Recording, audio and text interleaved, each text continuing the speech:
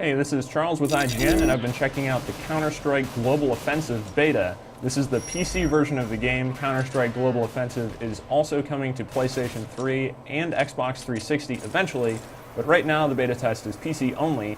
If you're looking at the buy menus there, you notice some spaces in the wheel. That is because this is a beta and not all of the content is yet in the game. So not all of the maps are in here, not all of the weapons are in here. Those will be filled out eventually by final release, but for now we're just left with a slice of what will become the full experience of Counter-Strike Global Offensive.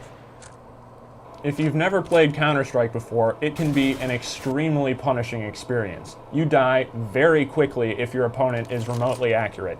If you do manage to survive a firefight, you can't just go hide in a corner and expect your health to regenerate. This is a classic style of Counter-Strike gameplay in Global Offensive. Valve has stayed very much true to the roots of the franchise, so there's no regenerating health. Every shot you take, every move you make can pretty much mean death if you're not careful. So you can't just go flying into a room and spray bullets all over the place and expect to achieve any kind of success. A player who is accurate, who burst fires, who knows the map, who works with their team to be in the best position to fire at all approach angles is going to take you out very quickly and make you pay for your mistakes. In terms of game modes, what you find in the beta right now is just defusal on Dust and Dust 2. There are hostage rescue maps as well, they're just not available right now to play in the beta. On a defusal map, the terrorists will try to run to 2 plant sites and plant the bomb at one of them. The counter-terrorist job is to try and stop them from planting the bomb. If it is planted, their job is to try and defuse the bomb before the bomb actually explodes. And then one team wins if they're able to kill the rest of the team before the bomb is planted. In terms of how the game works, as you make kills and win rounds, you'll make money, and then you can use that money to buy better weapons and gear. If you manage to survive a round, you will retain that gear when you respawn again for the next round, which is certainly incentive to stay alive.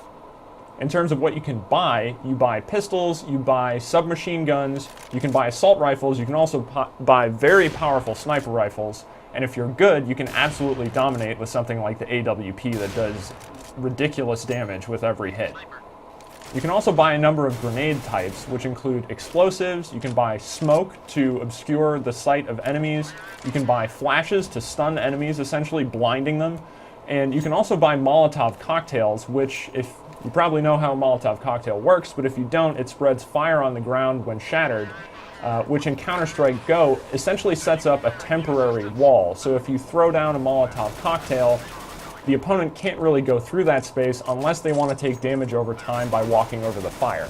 Considering how valuable health is in Counter-Strike, that's really not a very good idea.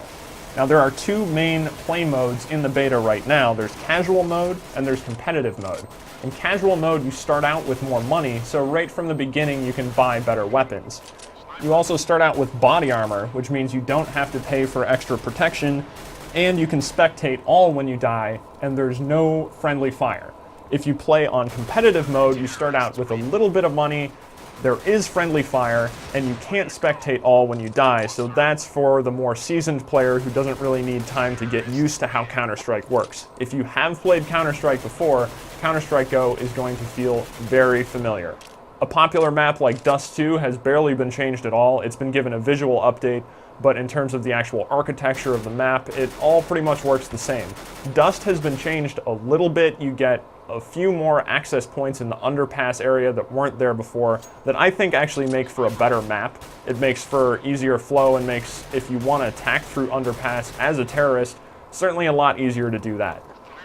If you're going to be totally new to the Counter-Strike experience when Global Offensive is ready sometime in 2012, then there's going to be a learning curve to this game. Lots of people still play this game on Steam, its original version, its source version. There is a very much entrenched player base associated with this game that probably know the layouts of the maps better than they know the floor plans of their own home.